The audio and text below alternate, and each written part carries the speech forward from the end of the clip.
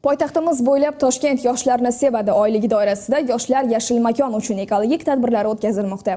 Jarayonlarda ishtirok etgan muxbirimiz Dilnura Mamasofoyeva shu haqda batafsil so'z yuritadi.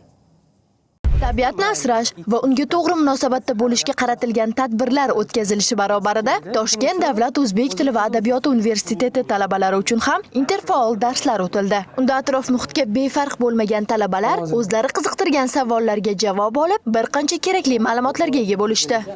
Yoshlikdan hammamizga tushuntirib kelingan, ko'chadagi hayvonga tegma, u mikrobli bo'ladi va zarar yetkazadi yoki qanaqadir kasallik orttirasan deb yoshligimizdan aytishgan, lekin afsuski unaqa emas ekan. Bu narsa faqatgina o'zimizga bog'liq ekan.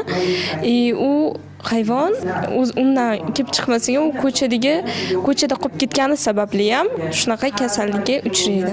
Eng avvalo ko'chada qolgan hayvonlarni ko'rsak, ularga borib ozgina bo'lsa mehr ko'rsatish kerak ekan. Emas, hozirgi kunda atrof muhit saqlash masalalari juda dolzarb va shu munosabat bilan bo'lib o'tgan darslar katta ahamiyatga ega deb o'ylayman.